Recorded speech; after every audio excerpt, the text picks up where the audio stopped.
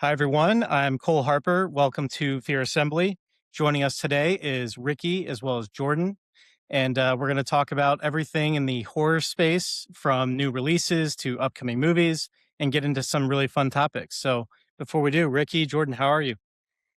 Good. I found my red hat. I realized I haven't worn this in any of the podcasts, and that's because it was stuffed at the bottom of a laundry pile under Mm, two kids' worth of clothes for about a week. So finally gotten hopefully it the clean back. pile. It Yeah. well, we won't say less said about Alrighty. that, the better. I'm good. I'm good. I'm living through what sounds to be a tornado here in Pennsylvania. So I really apologize about the sound. If you guys hear the wind howling, just assume that it's special effects. Okay. All right. I can hear it. It sounds hella creepy. Yeah, we are getting like a giant wind blast today. Mm. All right. So as of this taping, we're in the middle of June. So by the time this comes out, it'll be probably near the end of June. But what are you guys most excited about that's coming out soon? Because we got a bunch with Evil Dead Burn, we've got Insidious, Leviticus, Resident Evil, Other Mommy. What are you guys most excited about? I think for me, it's got to be Evil Dead Burn. I think that is a franchise that has never really put a bad film out. You can rank the films. Some films are better than others, obviously, but I wasn't in love with the Evil Dead Rise. It was a good film and it was better than a lot of films that came out that year, but it just wasn't a gore. I say this all the time. It was a bloody film, but it wasn't a gory film. And when Mhm. you compare it to like 2013's Evil Dead, which was so gnarly, it was a bit of a letdown. So I'm really hoping that Evil Dead Burn comes in and just blows us away, doesn't hold back. And I heard that they actually were forced to remove a scene that was too much. Mhm.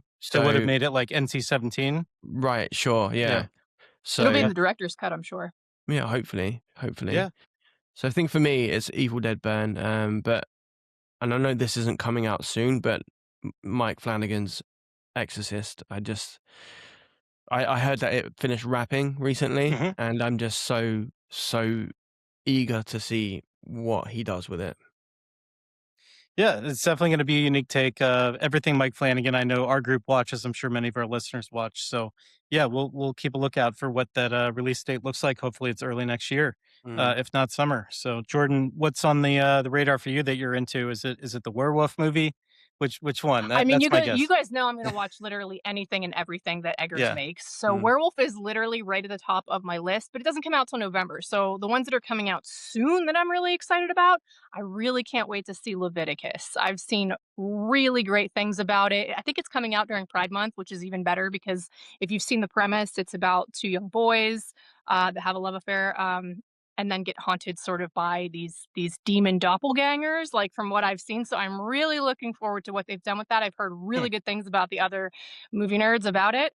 Mm. And also, I will say, The Wolf Will Tear Your Immaculate Hands. I'm really excited to see that one too with Skarsgård.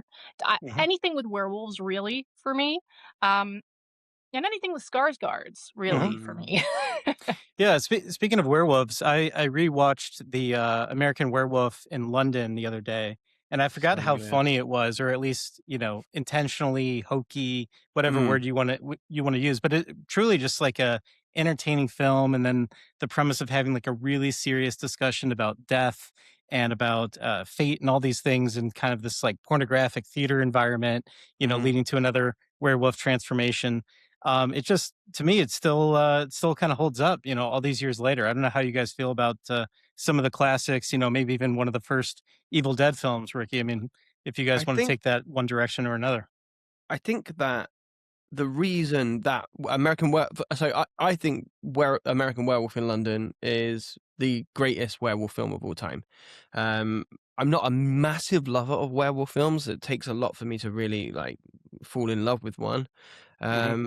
But I think the thing that really makes American Werewolf in London work, like you mentioned, is that it does have comedy in it, right? It's a serious film. Hmm. The gore in it is serious. The practical effects is serious. The story is really serious. Like the themes, the thematic core of the film is quite a serious one, right? Hmm.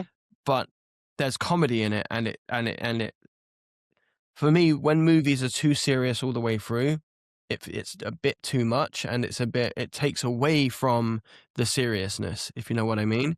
It Hmm. becomes more endurance than entertainment. And American Werewolf in London is a film that understands that, being scared should be fun. I Yeah. agree. I think a film that's really a lot like what Ricky was describing is that, Weapons. So Hmm. it's one that was really serious sort of until the very end, and then all of a sudden you do kinda get this comic relief, which when you do have a high tension movie the entire time where they're just, like, have you on a knife's edge the whole time, and then you Hmm. finally get that comic relief, I feel like the watchers need that, especially Mm. in something that does take itself too seriously or is too scary. Like, you really do need both sides of the drama comedy mask, right? Like, even if it's not equally balanced, you need a little bit of that comic relief in there to really sort of like loosen yourself up and then set yourself back down to get scared again, right? Like, I like Hmm. when it kind of it successfully takes you from one feeling to the next, right? So you're scared, you're scared, you're scared, you're anxious, then you're laughing and you feel that Hmm. relief, and then you're scared again. I love when a movie executes that properly. Sure. They're two very closely tied, like hysterical laughter and fear comes from the same place, I feel. And you look at some of the greatest horror films of all time, they all have one thing in common. They know when to use comedy. Jaws, Hmm. The Poltergeist, Evil Dead. They know when to be funny and they know when to scare the shit out of you. So yeah, I think it works when it's done right. I missed the comic relief in The Ring, but maybe that's Speaking of The Uh, Ring, oh my gosh, we lost Samara this week. yes. The actress who played Samara, No way, I did not know that. tragically passed away. Yeah, she was only 35. She also Wow. played, the voice of Lilo in Lilo and Stitch, and she was also the voice, in the American version of, oh gosh, it's the Howl's Moving Castle. Mm. Yeah, she was in that. So, oh, it's just, like, really, really sad. Yeah, that is really sad. Yeah, and Yeah, I it's didn't got to know be that. tough. Yeah, I just saw that headline this morning, and it's got to be tough for the young actors that play all these roles, right? Including all the kids in Weapons, right? I think they said they took them to the playground every afternoon to kind of give them a break from all the tension and things. And speaking Mm. of films like that, another one that's coming out very soon that I'm excited about is Ice Cream Man, and here in the U.S. that's coming out in August. It's going to be in like 2,000 screens. That's an Eli Roth film, so it's going to have plenty of gore, Oh, it's Eli plenty of Roth. Oh, comedy. I didn't know Yeah. Mm. that. No wonder. Have you Hmm. seen the trailer is brutal. The trailer alone is really brutal. I've actually got an interview with Eli Roth coming up to talk about Mm. that film soon. So Okay. that will be quite exciting. Um, but yeah, I have a bit of a love-hate relationship with Eli Roth's films. Um, I get that they're like entertainment and stuff like that, but Hmm.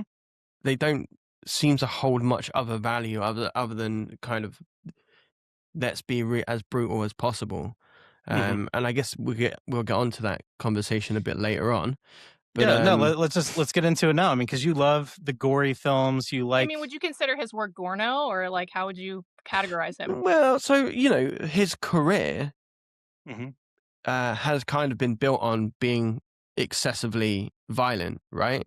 Hmm. So you've got like all the Hostel movies, and then for me, the one that really kind of started to turn me off was Green Inferno because of how problematic that film is.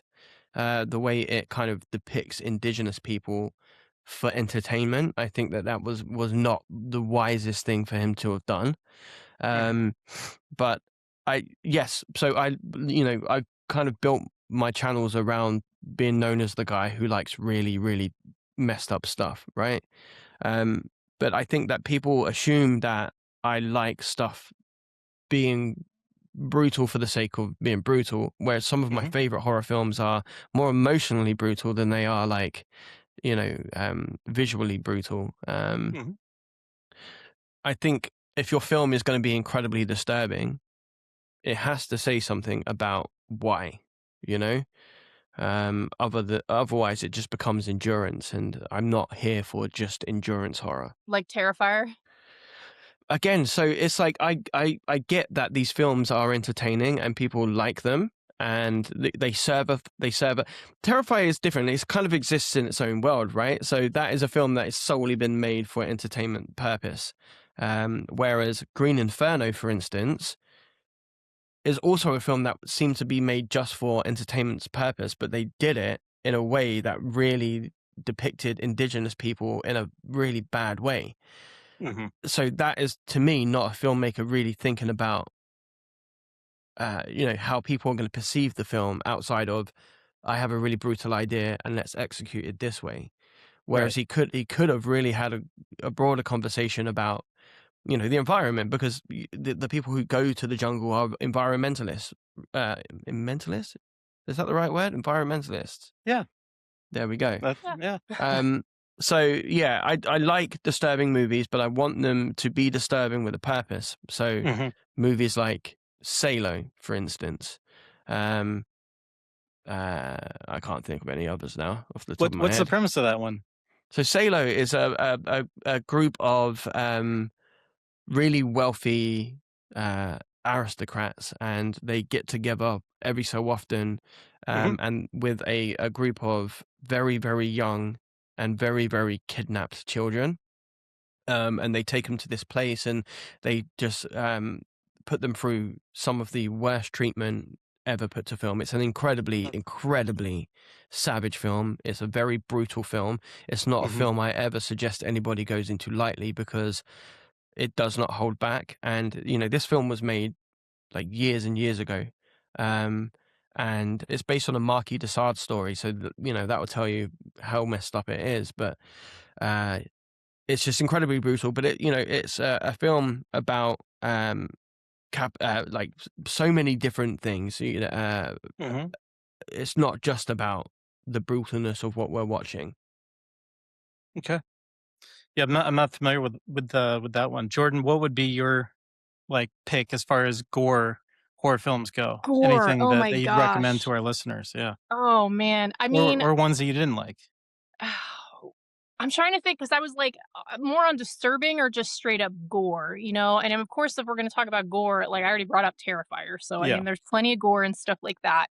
I would say like gore that really got me, like that really got me. I mean, the human centipede, stuff like Yeah. that. Like I don't really do well with that.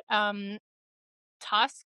Yeah. Mm. Yeah, I was gonna Oh, bring up Tusk, and Tusk is also brutal. kind of a fun one, right? Like it is brutal in scenes, but it's also kind of funny. You see Justin Long running around trying to figure out what this doctor is planning to do with him. Well, I Um, do. So I collect taxidermy, and mhm, I have. So at the beginning of Tusk, right? You don't know what you're getting into with Tusk, right? You're just mhm, like, okay, here we go. When they show the walrus baculum, which a baculum is the penis bone that some mammals have, I have a baculum. mm, it's it's for a small mammal. It's over there. I'm okay. pretty sure it's a raccoon or an opossum, something like that. It's in the jar over there. So when I saw the baculum, I was like, "That's a walrus baculum." Like, I knew exactly what it was because it's the biggest one, and I was Mhm. like, "Oh no, like, oh no, this is gonna be." As soon as I saw the penis bone, I was like, "This movie's gonna be fucked," Wow. and I was All right. right. Well, we'll see. We'll see if Spotify tags this chapter as the baculum chapter. Hold So, on, so I'll Jordan, grab I it. I'm think gonna this will be a grab it as soon first. as I had it. Uh, But I think there's a conversation to be had about what yeah. do we define as Right. disturbing, right? So Mhm. all of this is subjective. Um, People who have watched horror for years and years and years can probably watch a lot of really uh, like heavy gore films, right? Mhm. But for me, that I don't necessarily consider that disturbing. Right. I consider films like Nil by Mouth or The War Zone or Threads as disturbing because they're real, right? They're based on real things, and that's what Mhm. makes them so disturbing. Um, have you seen The War Zone or Nil by Mouth? Mm-mm. I've seen the War Zone. Yes. Fuck it. I mean, sorry to curse already, but man, The War Zone it's one of my favorite films of all time, but it's such a heavy film. So it's Mhm. about a kid. So it's about this family who moved to this sort of like farm in the middle of nowhere in the UK, and you're just watching this family essentially fall apart because there is a secret that two of them are hiding from the rest of the family, and Mhm. it's just so heartbreakingly brutal. Right. But it's, you know, it's bringing up broader questions about, you know, that idea of that family shame, the secret that everybody knows about, but nobody says anything, and what that does to a family. I find that way harder to sit through than, you know, watching Art the Clown saw somebody in half in a shower. Right. Yeah. Yeah, and I think most people know what they're getting into with all the Terrifier films, right? Sure, Similar to like sure. Final Destination, right? Which can have a lot of gory moments where you know this character is going to be unalived, you know, any moment. It's just a matter of how, you know, is it going to be this tree? Is it this truck? No, it's they slip on a toy and, you know, fall off a cliff and explode. You know, things like that. And I Sure. think some of that too, you know, especially as they got into later chapters of the franchise, they had some fun with it, and then they got serious again. Then they tried to, you know, add all these other components to it. So I think, you know, franchises like that, it's hit or miss. The other classic that I love when people ask me like, what's a good, you know, gore film that also just stands up and has its scary moments is the original Saw film, right? Oh, yeah. And all the directions that takes you as a viewer. And then you look at, you know, some of the later franchises, and it just again, it just starts to get a little silly. You get maybe desensitized a bit. Um, but it's a challenge, right? I think it's a challenge for a lot of filmmakers to pull off a really, really good gore film, and then that's where you see things like Texas Chainsaw Massacre, right? Where it's gore plus, you know, trauma plus a Mm, monster, you know, whatever you want to call it, you sure. know, that's just like chasing after you. So I think when it's balanced, those are the really, really entertaining films. That's it. And the French do that really, really well. Like New French Extremity is way more brutal than like Western. I mean, they are Western, but like they're way more brutal than like Hollywood brutal, you know. Hmm. But that they always have something to say as well, and I think that that's important when making a film that brutal. Hmm. Yeah, and there's been a couple recent big studio films like They Will Kill You, which I Mm, believe is out streaming now in the I U.S. liked They Will Kill And probably You. abroad. Yeah, I mean it's fun. It wasn't quite the level of Ready or Not in my opinion, which obviously the sequel is out now as well, Ready or Not 2. But with They Will Kill You, it was kind of, you know that there's going to be this face off between these two characters. One is going to walk away, the other isn't. But it did, in my opinion, it got a little bit silly near the end. The different ways, right, that the protagonist is kind of, you know, making her way out.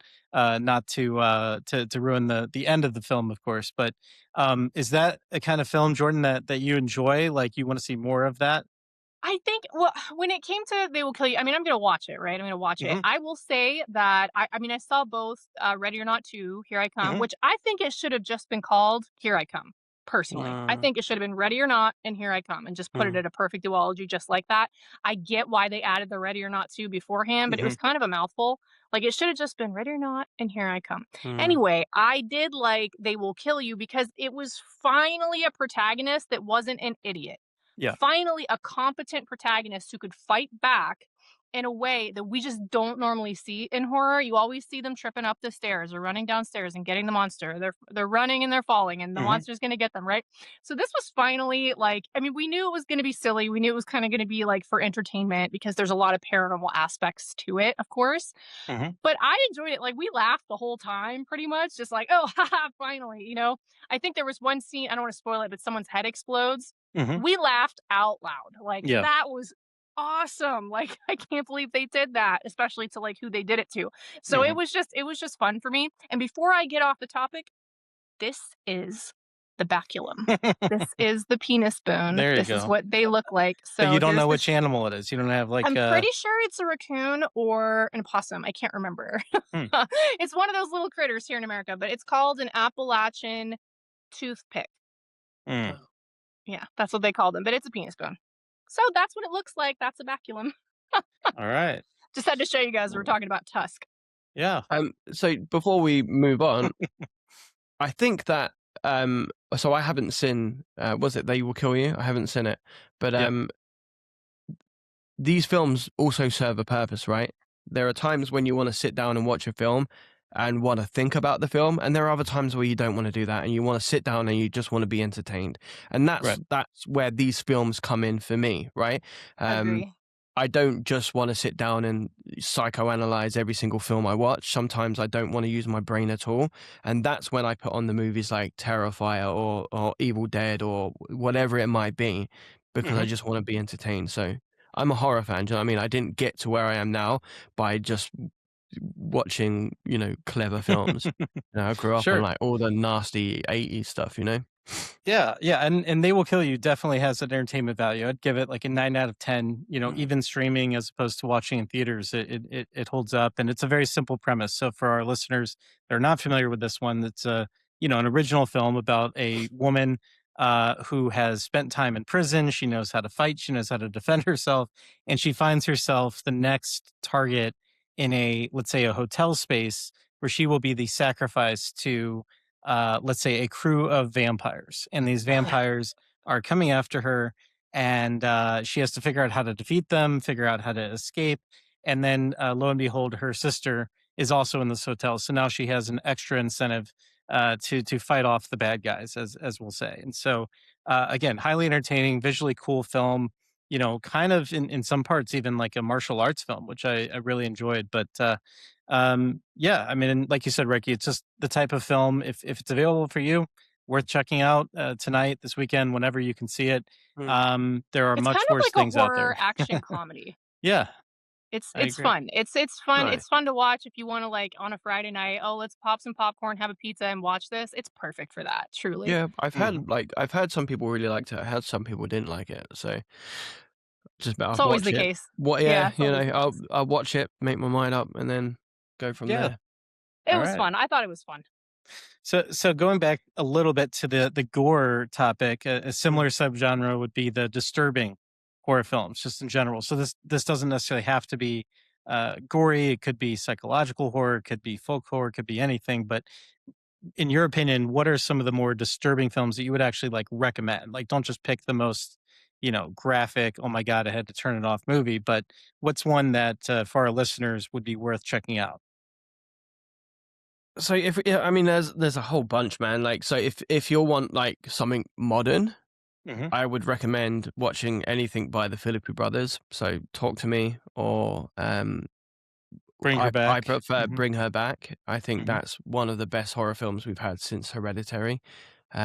Hereditary is really disturbing, but also an incredible film. But going back, you got Possession from 1981, which is incredibly intense, but a very, very entertaining film. Hmm. Um, there's loads. Yeah, Yeah. I don't like ones that I would recommend. I would go the same route as Rick too, just with Talk to Me again. Awesome. Bring Her Back was brutal, like the Mm, whole Hmm. time, like mm, just the entire time. You're like, oh my god, what?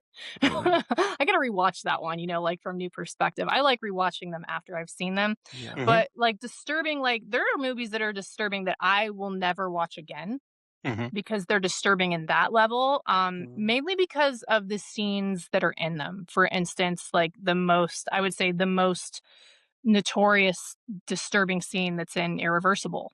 Right. mm, That's a hard watch. sure. That's a hard watch, especially more than once. Like, why would you ever watch that again? Mm, For me, I can't watch The Last House on the Left again for the same reason. There's just a very long, very egregious rape scene yeah. that's horrible to behold, especially as a woman. So Sure. stuff like that is like where it gets to disturbing. Where like I'm not going to recommend that. You know what I mean? I would much rather watch Tusk than watch those scenes. Right. That's where the disturbing gets with me, and I think everybody's different when it comes to that. That those scenes might not bother some people. They know that it's not real.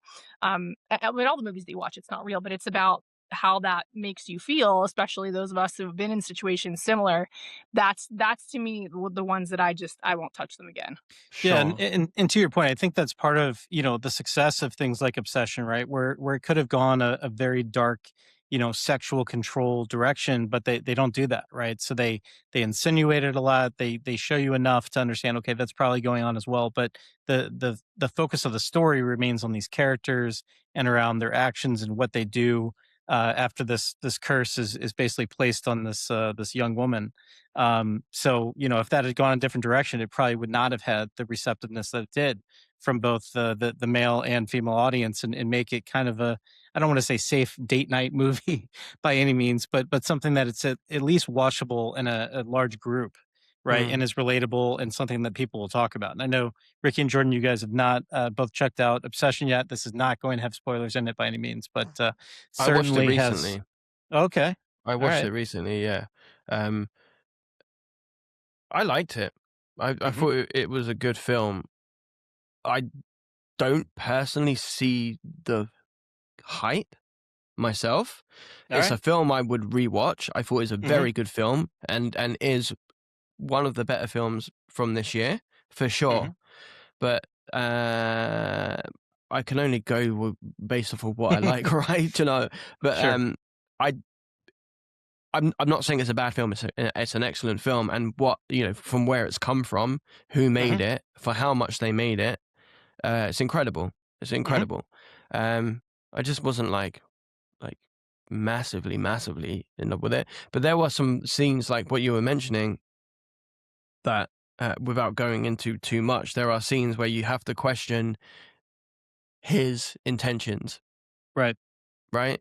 It's really difficult to talk about the film without giving Sure. anything away. Yeah, sorry guys, I'm Um, the only one that No, hasn't no, no, no, seen it's it. totally fine. no, no. It's totally fine. But yeah, that was one of the things whilst watching that movie that didn't sit quite right with me was the knowledge and the Hmm. intention. Right. Yeah, Yeah. and we're gonna have a deep dive discussion on that film. We will have some Mm. episodes of our podcast that get into spoilers and things like that, but we'll warn our viewers ahead of time. For those of you that have not seen movies like Obsession, or even the most recent Steven Spielberg film Disclosure Day, or others like Backrooms, we're going to have some deep dive conversations, but we want to let those kind of float out there in the zeitgeist long enough so that most of our Mm. viewers can watch before we get into those types of episodes. So I actually finally watched a film that was recommended by some fellow Fear Assembly team members, a movie called Found. And at least in the United States, this is on Tubi.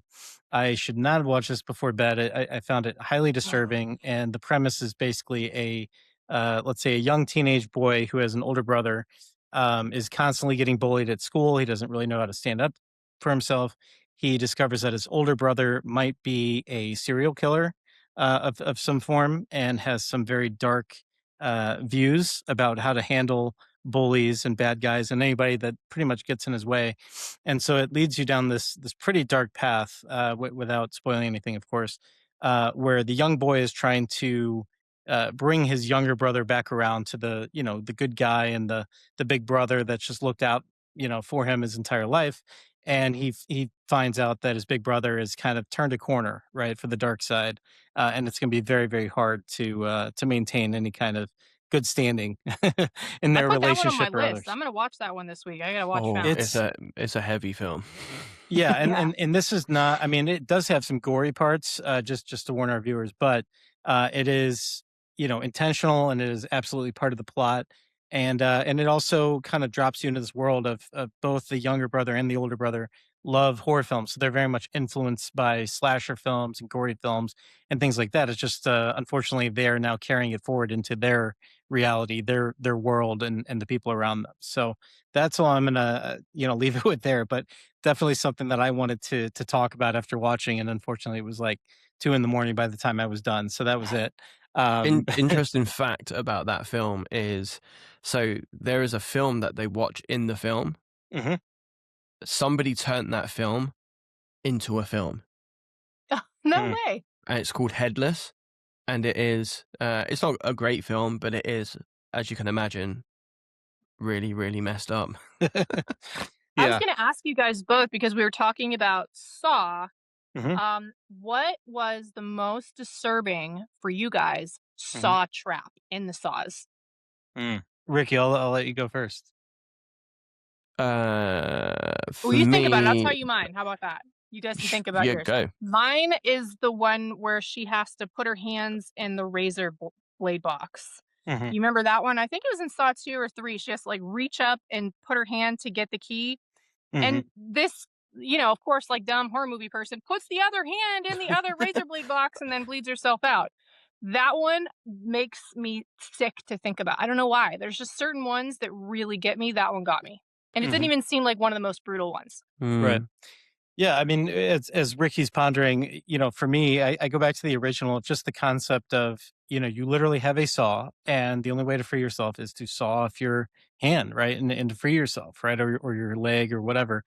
And what's challenging, what was the movie with where it's like 127 days or whatever based on Mm. the hiker that gets caught Oh, yeah. where he falls into 127 a hours. That's yeah, it. Yeah. yeah, where he has to basically use a jagged rock to free himself, right? Because he's running out of time, he has no water, he has no way to communicate. I think those scenarios are, at least for me, the scariest because they're both, realistic in different ways, but the fact that you have to deal with this agonizing pain and be the one that is doing the pain, right? It's not a machine.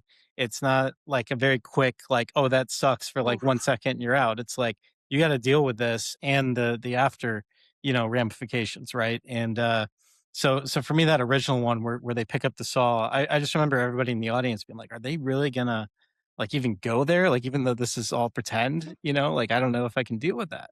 Um, so that's what I think really was gripping with audiences back when that happened was it was very shocking. And it did lead to a question of, if you were in that situation, could you do it? I think most people that, have that survival instinct, like, yeah, you're going to do whatever you need to do to get free. Right. And that's why things like bear traps and stuff out in the hunting world are brutal, right? Because these animals are going to do everything they can, to get away. And so it's torture. Right. Ricky, what are your thoughts before I go too much into the animal and hunting side of that? So the one that came up straight away when you asked the question, I think Saw 2, where, and I don't think it actually kills her, but when she's thrown into the pit of needles, The like needles. the used Oh, needles, that's my number two. yeah, Oh. it's savage, and I actually I saw the original film when it first came out, or around when it first came out, and I didn't actually watch any of the other ones until much later. Fun fact, I watched that film while I was in active addiction. Mm. Right? Oh, no. So that scene where she's thrown into a vat of used dirty needles, yeah, wasn't great. Was not great. So Mm. that's Yeah, the one that is that's my second worst one. And they're from the yeah. same movie. That's the same movie as the razor blade trap and the needles, I think, are in the same one. Yeah, and the other one is when he's got his arms in the trap and they're being twisted round. Oh. That always stuck in my mind. They're all pretty Yeah. gnarly, to be fair. I mean, that's why even like in American football games, when there's a really, really graphic injury, sometimes they don't even show the replay because they know that, Oh, yeah. even though there's some people that are going to find that, replay on the web, it's not something that you want to be broadcasting, especially if your general audience are families and kids and things like that. But again, that's why these movies go to these lengths, right? Of like, what would that look like? And what would the reaction be to this? And sometimes it's too extreme and you can't even look at it. But yeah, there's so many. And to your point, Jordan, as that franchise goes on, it's like they keep trying to up the ante and get more and more crazy, right? And Yeah. most It's people worse and that worse every time, right?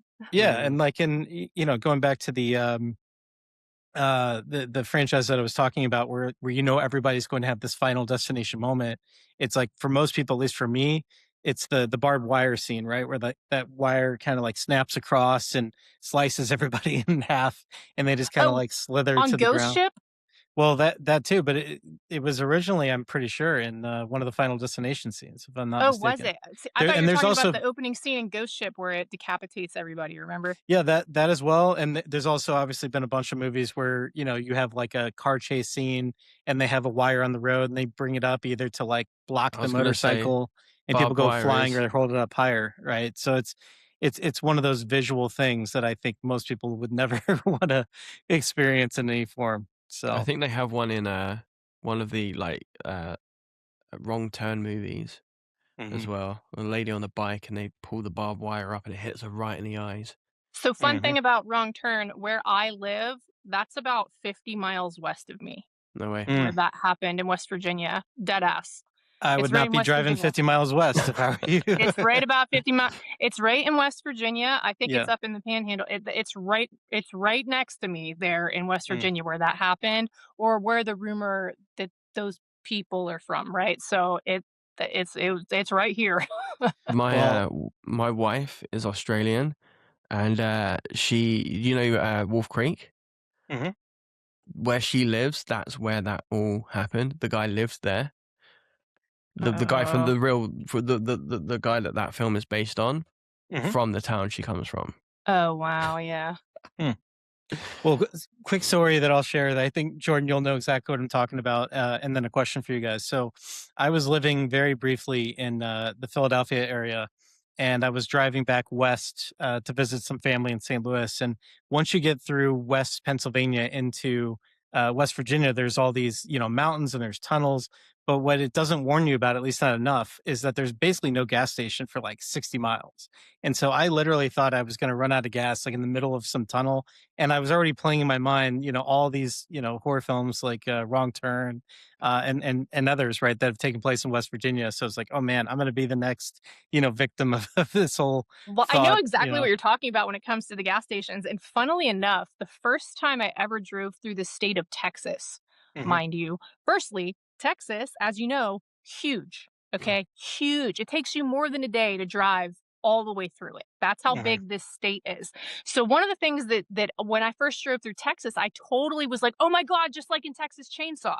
Hmm. In Texas Chainsaw Massacre, in the state of Texas, you have the right to shoot someone if they're on your land, okay? Texas is wild.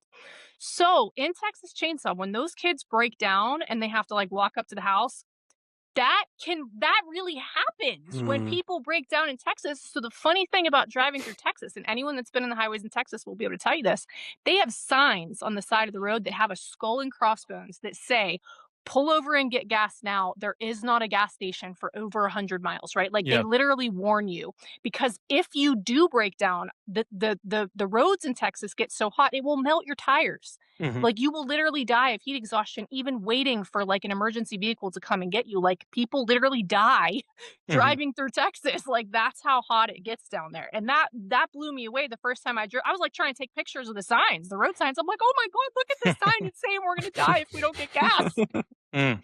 Well, what were That you doing in West Texas? Going to like a Texas Tech game or something? What? Oh gosh, no. So I was driving through from Pennsylvania. When I moved to Los Angeles, I Yeah. drove Hmm. from Pennsylvania all the way through America, all the way across the states, through Texas, through all those states to get to Well, Los Angeles. And I lived in okay. Los Angeles for 7 years, but that was the only time I did the whole across America, like in a vehicle. It's wild out there. Like it is a wild journey. If you've ever, truck drivers will tell you, when you drive across America, you realize how big and how diverse our country is. Yeah. You should have made a right on I-70 around Indianapolis or St. Louis. But anyway, putting that Oh, aside, it was a joke.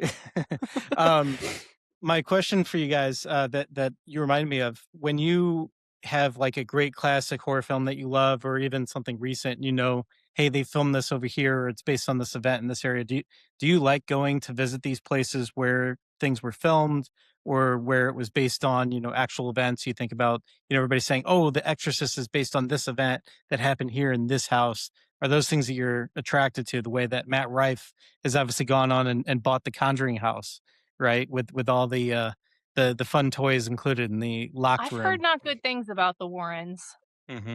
So like personally that one is not for me, but I would love, for instance, like I would love to sleep at the Lizzie Borden bed and breakfast. Mm. You know what I mean? Like stuff like that, like where the crime actually happened. That's super interesting to me. Like when I lived in London, like the Tower of London is really cool. Like stuff like that, where Hmm. like these horrors actually took place there. I guess that's just like my morbid curiosity coming through. So I do love stuff like that. When it comes to filming locations, I actually saw just back in February, I was in Salem, so I Hmm. saw where they filmed Hocus Pocus, right? So you could see Yeah. like the house, yeah, like stuff like that. It's really cool to see them in person. You know, you're like, oh, there it is. Yeah. But I live in Pittsburgh. There's a lot of movies that are filmed here that people don't realize. Like Dogma was filmed here. Kevin Smith films a lot of movies here. Zack and Mary Make a Porno was filmed here. Mallrats, like, of course we had the Monroeville Mall for Night of the Living Dead, stuff like that. They just Hmm. had a big party for that because they're tearing the mall down. So it's like a big deal for that.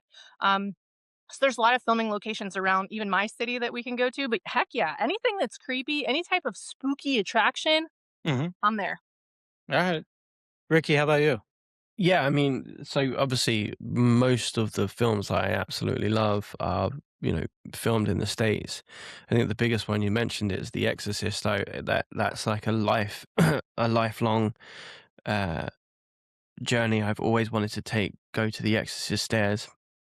Mhm. You know, I've And got those are in such a. Washington, D.C., right? That's it. With Yeah, those yeah. stairs, yeah. Georgetown. But Mhm. I've got such a spiritual connection to that film. It's the film I watched that got me into horror. I Mhm. watch it like 3 times a year. It still scares me. And it keeps getting funnier every single time I say it. But yeah, I would absolutely love to go to that. But like I'm I'm I'm a massive skeptic when it comes to actual like ghosts and spirits and stuff like that. Same.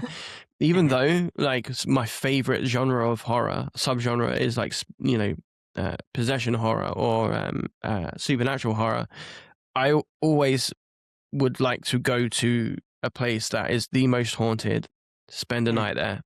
Like, do you ever watch that BuzzFeed show where they go?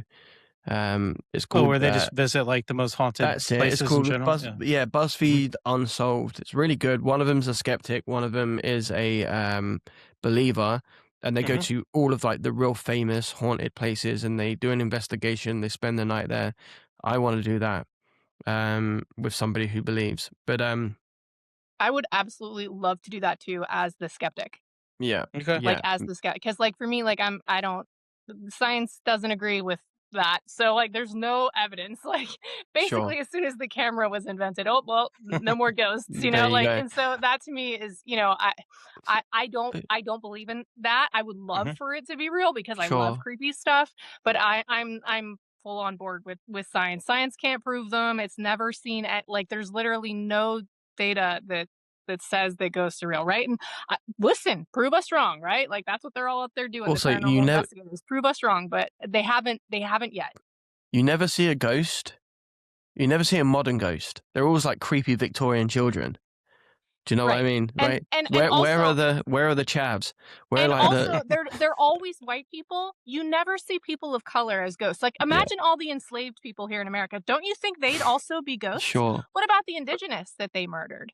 You don't Also, think they'd be ghosts too? It's always like a white Victorian child that's a yeah. ghost, and never literally every other person. Everybody dies. Like, do you know how many trillions of ghosts we would have if every person was a ghost? I was about to say my mum really, really, really loved me, and she died, and I'm pretty sure if there was a way, she would have been like, "What's up?" Yeah, you know, of course. Well, but she hasn't. yeah. Or she doesn't wanna scare you, right? So she just implants, ideas in your head, and you're like, "Oh, yeah, I forgot to brush my teeth today. Let me go do that." Yeah, Whatever your mom, yeah. would Look, would I'm open say. to it.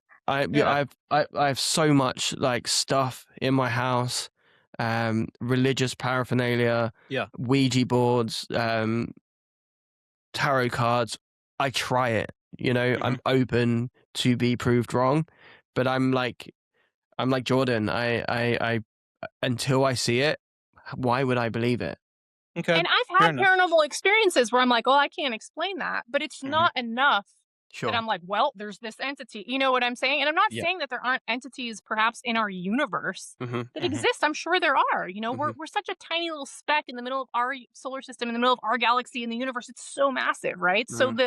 the idea that everything that we know is reality is of course not the case. So Sure. Mm.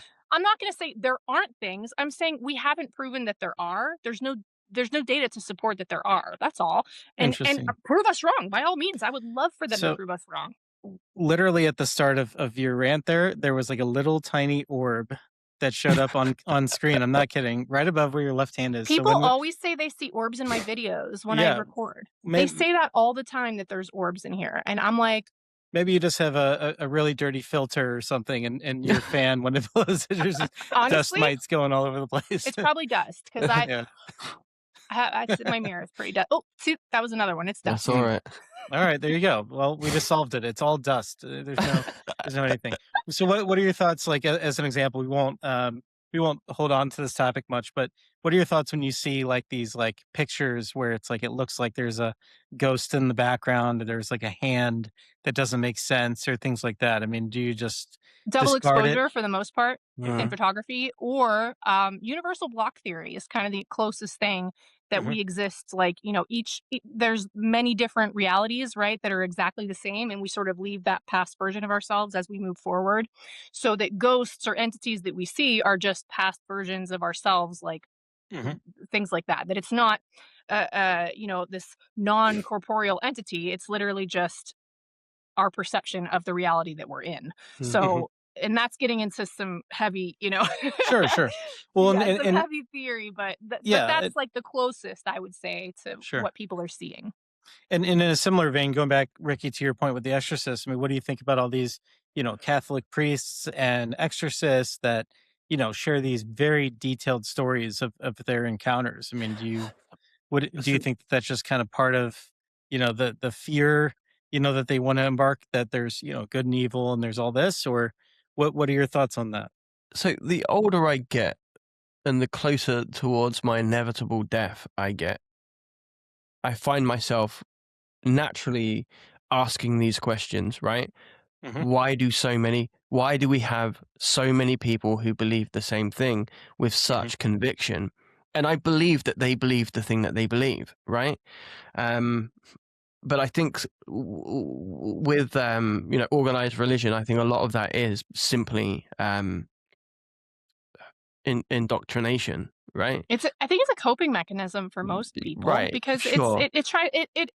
it attempts to answer a question that's unanswerable, Hmm. right? Hmm. So, and I think that a lot of people need that type of cope, and especially to cope with our mortality as human beings. Like, Sure. it's a lot easier of a pill to swallow that, hey, when you die, you get to go to this magical, wonderful land Mhm. where everyone you've ever known who's died is going to be there and they're super happy to see you.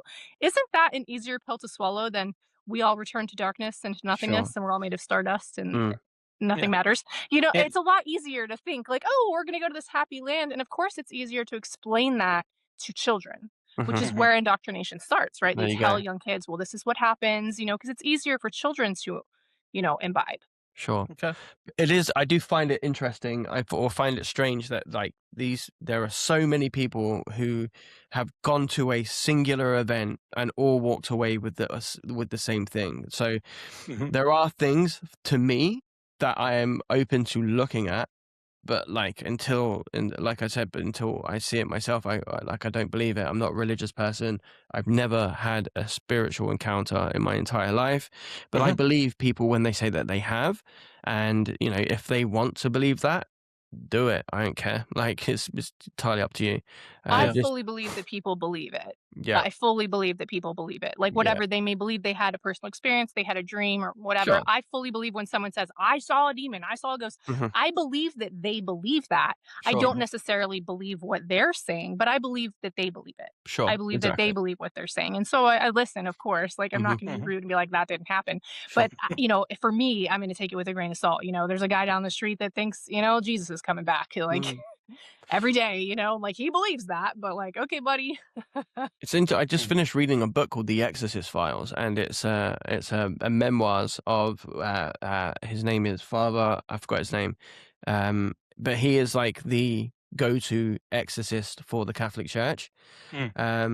And they put a podcast out actually first. It was called The Exorcist Files, and it was him sitting down with a guy, and they just like dramatize all of these experiences. And then there was a book that was put out, and I read the whole thing. I listened to the entire podcast, but I found myself thinking, not this is true, more than this is entertaining me. Mhm. Yeah, it's certainly interesting, and I think it's a topic that will continue to be discussed, for years until, as Jordan said, there's additional proof for the skeptics to say one way or another. Okay, this is how we explain what this thing is. Hmm. Um, and you definitely should ask Mike Flanagan when you interview him, like what has inspired him to make all the things that he's done, and playing with these ghosts and various things that obviously we enjoy in the horror genre, because some of these guys, they make these things for fun, but they don't necessarily believe themselves. And I was at the one of the premieres for Disclosure Day, and I had a live stream interview with Steven Spielberg as well as some of the other cast members, and he kept saying over and over again, "Look, I've never seen an alien, I've never seen a UFO, but I do believe, and I felt like I had to make this movie, et cetera." We will have another episode that gets into the spoilers of Disclosure Day because I know both of you have not seen that yet either. But it's always interesting to me when a filmmaker picks a topic like that where they Mm, know that there's already kind of a built-in audience that believes this or that, and then how they depict it on screen. hmm Sure. I mean, like, I'm a writer. Everything that I write is horror, and I write things about ghosts, possessions. I don't believe in any of it, and I just think that it's stories. I like to be entertained, and I hope that one day I can entertain other people with these stories. Um, Stephen King has written some insane books, and I'm pretty sure he Mhm. doesn't believe in any of it. I know he's a religious person, but so it can just be fun, and that's ultimately what films are. It's fun, it's escapism. Some people choose Catholicism. I choose horror, baby. Same. There you go. I'm a fantasy. They know I'm a fantasy heavy when it comes to Mhm. horror. I like gothic. Gothic is like Mm, probably my favorite genre. I love folk horror. Anything like that is my jam, and it is a form of escapism. Like I read a lot, so like we always talk about the books. My favorite genre of book, again, that's going to be fantasy, gothic, horror, like that. I'm Mhm. always reading those things, and I don't believe in them, mind you. Like I don't the ghosts, but I love reading about it. I Mhm. love watching it, and I think that goes back into what Rick was saying about the more disturbing films are the things that can actually happen. yeah. And I think that's why I enjoy the monster movies and the ghost movies and things like that. Cause I'm like, well, those Mhm. aren't real. I can go to sleep at night. But then if I see like a serial killer or a really crazy true crime, that will rock me. That will Mhm. terrify me because I'm like, Yeah. well, that could happen. Sure. Well, on that topic, HBO is coming out with one of the next seasons of House of the Dragon, right? In the Game of Thrones lore. Are you a big Game of Thrones fan, even in spite of the final original season? Do you like all the House of the Dragon I'm a components huge in the fan of Game fantasy of space? Thrones, the original series. That's one of the Hmm. original series that I will rewatch. I Hmm. also absolutely loved A Night of Seven Kingdoms. Hmm. But I will say I did not care for House of the Dragon. Mm. Yeah, we Ricky, tried how, it. how about Uh, you? weirdly enough, we're actually watching Game of Thrones at the moment. We're starting season 6, I think. Mm.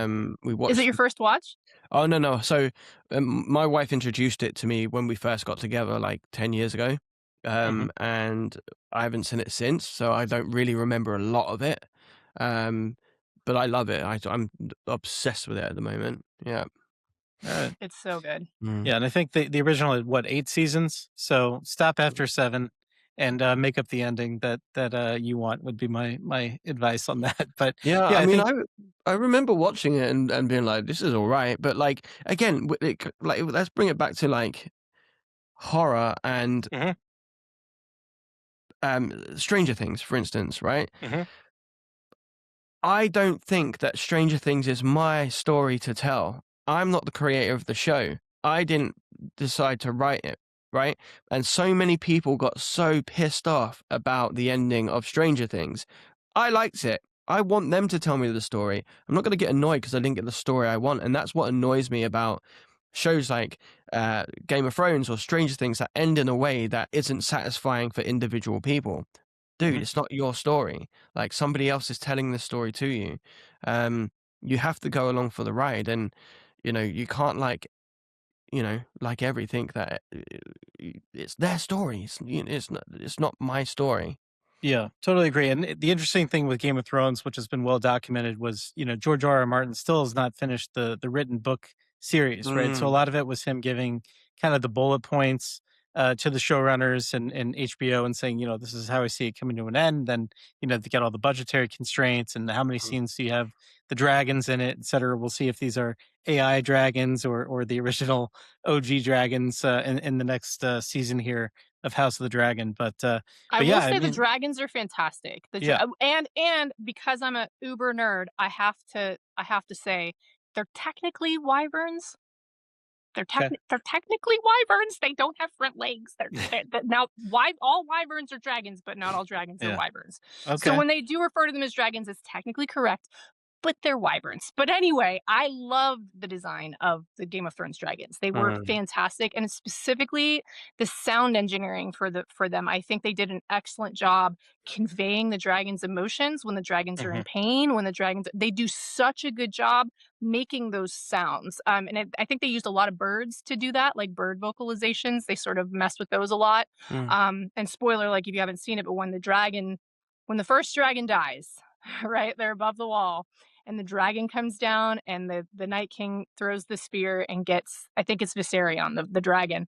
When he comes down, that scene made me cry Mm. because of the dragon's sounds alone. Just like Yeah. hearing it, because like I was an animal trainer for a long time, I'm an animal lover.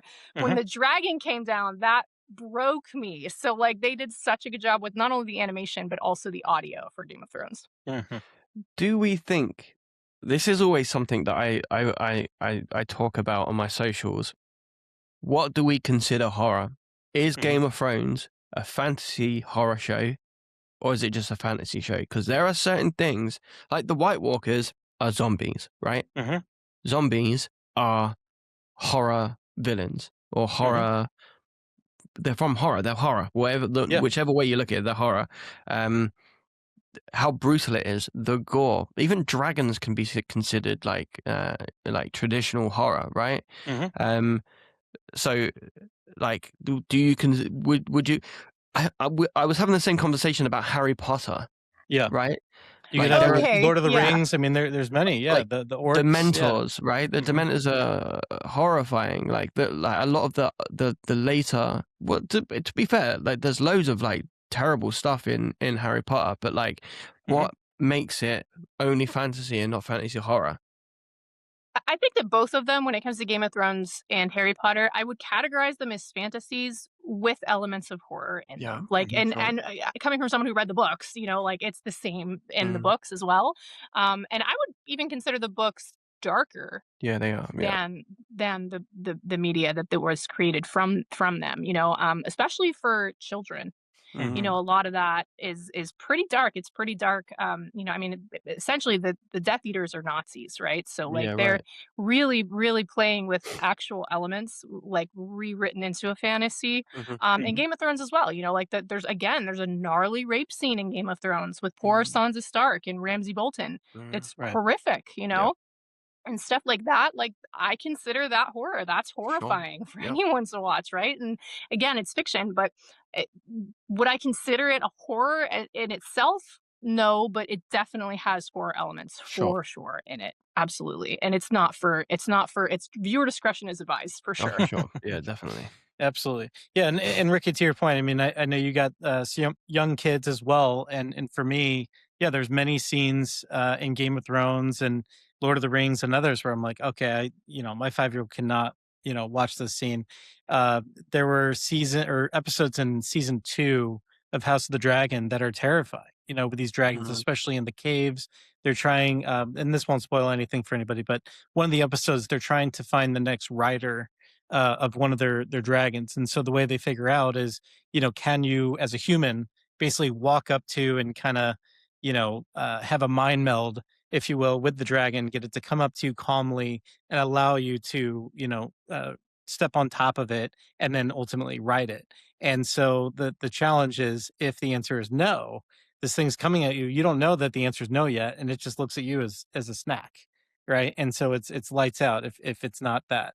So it's a pretty big risk to want to be a rider of one of these dragons. And so that entire episode that plays with that theme is terrifying. And I think as a standalone, if that was like a short film, it would absolutely be considered a horror mm, short.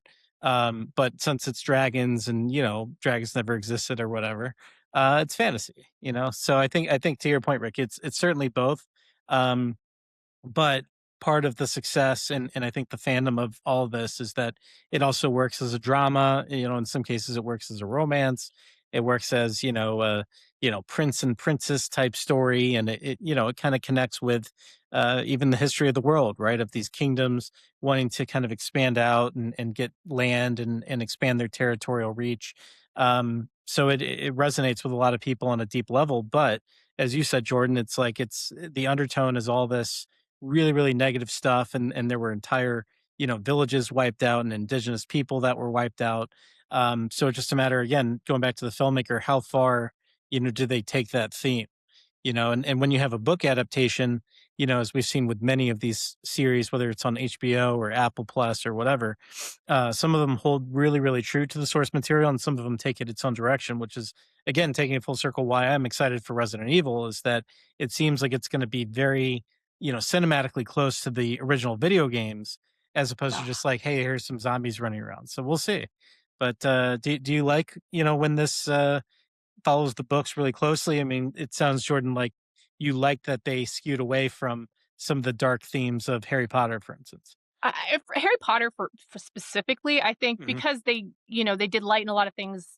It's a kids show. It's a kids movie, right? Like mhm, it's geared towards children. So I think that there's certain things that just simply do not translate from page to film. So of course, mhm, like when you're taking the original source material and turning it into a movie or a TV show or anything like that, you're gonna have to make some changes. That's just how things are. But as close as you can stay to the source mhm, material is highly appreciated by the fans of that source material. So whether that be a video game or a book, a graphic novel, whatever it may be, that you're taking that material that's beloved, that has a very rabid fan base, which most things do, and then mhm, you change too much, I think that's when the projects fail. I agree. You have to keep certain things true to what we read or what we played in the games, or else you're just mhm, going to piss off a whole base of people. And we saw that happen. I actually talked about it on my channel recently for Interview with the Vampire Lestat, and then also the Mayfair Witches, which was also done by AMC. Now, while I loved Interview with the Vampire and the Vampire Lestat, I think they did an amazing job. Mayfair Witches was not good, like objectively, and it was because of casting and mhm, also the changes that they took with the original source material were too egregious. Like there were too many changes and it was poorly cast. And that's why it wasn't received as well as the Interview or the other shows. mhm. This is why I prefer Doctor Sleep to The Shining. Doctor Sleep Exactly. is so much more true to the book than The Shining ever was. I think See, the I ending. think Doctor Sleep's better than The Shining. I do Oh, I too. know I'm gonna Mhm. tear No, you apart. no, honestly, I say this all the time. It is a more enjoyable film because it is truer to the book, and the book is a good story. So here's the thing with these stories, these books, they're loved because they're good, Mhm. right? So just make the film the same as the book. Why are you changing it? As Yeah. close as you can. Yeah, as Right, close right. as you can. Exactly. And we're living in a time where we can animate anything you want. You don't have Mhm. any excuses anymore. Like, oh, we couldn't do this because of like logistics or whatever. I don't believe you. Right. So, Ricky and Jordan, as far as fantasy horror goes, what are your thoughts on like some of the great movies of our childhoods, right? And I don't know what year you were born in, but like Neverending Story and Labyrinth, like would you consider those fantasy horror, or Yes. where would you take that? Because I love those growing up, and I know a lot of people find some of those individual scenes terrifying, but for me, like that's part of what got me into this Mm, genre. I think even at a subconscious level. mm. I'll tell you what, I'm 40 years old. I still cannot watch the Swamps of Sadness scene when Artex dies. I'll tell you that Yeah. right now. I can't watch that without crying. I'm 40. So that movie traumatized an entire generation and continues to, Yeah. Mm. traumatize us. Well, just as a fun note to end that on a positive, there were multiple horses used in production. I actually read the story because I was like, "What happened to the horse?" In real life, and there's like entire articles about it and stuff, and they were all well taken care of, and they're all Yes. safe. But yeah, I mean, even watching it and knowing it's fictional, yeah, it's just the saddest thing. And for anybody who's an animal lover, like for me, no matter what the movie is, even if it's like, "Oh, this is going to be the darkest, goriest horror film ever," if they start hurting animals, like I'm out. I don't want to watch that. That's just tasteless, and I'm not there for it. But as far as other, non Swamp of Sadness scenes, like would you consider the wolf creature?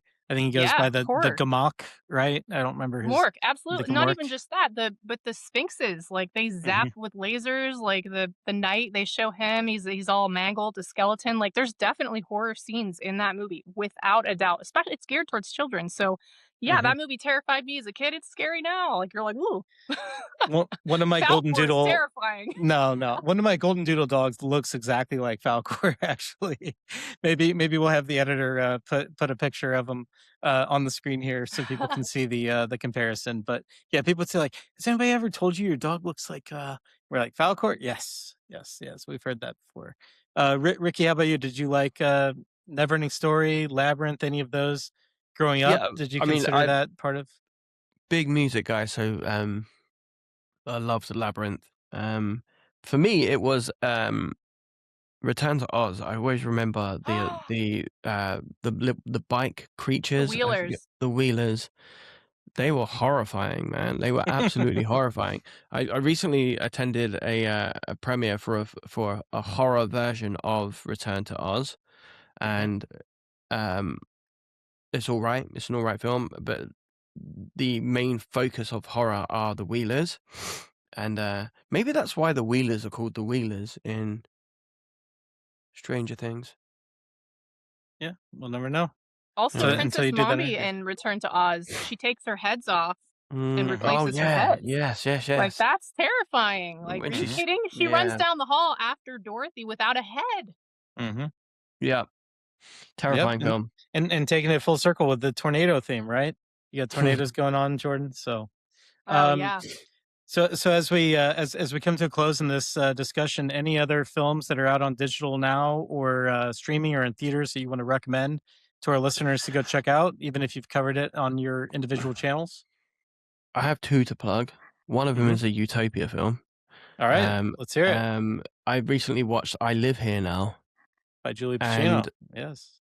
so weird and weirdly beautiful and inspired by David Lynch and Argento. It's just such a wonderfully weird film that I finished watching about 2 hours ago. Mm, Um, you know, it's a film about a woman who is in a loose relationship with a guy who she falls pregnant, and she goes to a clinic to have an abortion. And while she is deciding whether she wants to go through with this, she goes to this hotel, and it's just a mind trip, right? mhm, It's like a fever dream, but it's one of them films that you walk away from being like, what and why was this? mhm.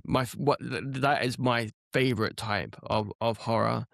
And I also recently watched Hokum, which I thought was fantastic. Scariest film of 2026, I think, so far. Mm, And I preferred it over Obsession. wow. Alright. I loved Hokum too. We were talking about that last week. I watched it last week. It Mhm. it is good. I'm gonna have to rewatch it, and I think Adam Scott really did carry it. Oh yeah, It yeah. Alright. was really good, and you did not know where it was going, so no No, spoilers that's for the audience, but that is one that you are gonna be like, I "What?" just the whole time. I love Damien McCarthy. I don't think he's ever put out a bad film, and all of his films, whenever that film comes out, it's the scariest film I watched that year. He's just Oddity this too. Oddity was fantastic. I loved that so one. good. But there's something so classical about the way he's making films. And I said it before, but he's a filmmaker that understands that being scared should be fun. Um, I just I can't speak highly enough of every single film he's made. Yeah. And, Jordan, you also watched, Keeper eventually, right? I Is that did. I correct? was gonna bring What up are your Keeper. thoughts on it? So you guys mentioned Keeper last week, and I hadn't Mhm. seen it, and I will say I really liked it. See, so Keeper, without any spoilers, is one I'm gonna put into the what I call good for her category. I Okay. Oz love Perkins? movies Is like it that. the Oz Yeah. Perkins film? Oscar Yeah. Perkins, yep. Yes, and you know what? I will say the creature design Mm, in Keeper was so unique. It was mm, just something that you don't see where you're just the whole time, because when it comes to monster reveals or creature reveals, you're waiting the whole time. Okay, what are we dealing with here? What is this?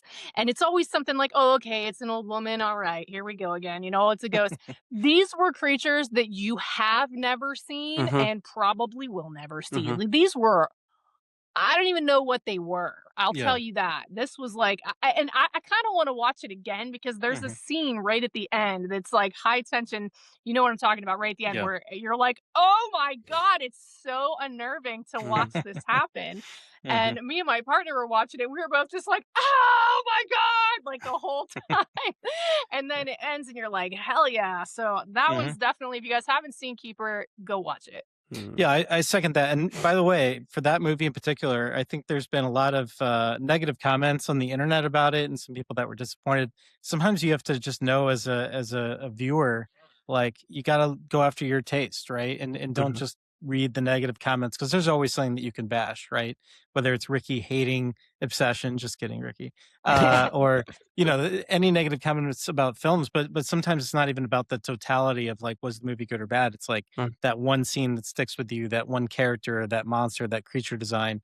And so this is one that I think has all the pieces. I think the my biggest criticism for it, which is echoed online, is some of the dialogue and the character motives don't quite align. So I think like if they could have had a do-over with that, they would have changed it up quite a bit. But in terms of the overall story, it's unique. It's not entirely predictable in terms of where it actually ends up. And it's rewatchable, and that's Yeah, all that we ask totally. for, at this point as far as horror goes. And I also did finally see Disclosure Days, I think I mentioned, which is out in theaters now. So make sure to go to your local theater, support them, see whatever you want, but ideally it's a horror film. And for more recommendations, make sure to follow Ricky and Jordan on their social channels. Follow Fear Assembly if you want all of it. And thank you for listening today. Make sure to like and subscribe for more. And we'll have many more episodes to come. Thank you. Thanks, See you guys. later. Bye. Bye.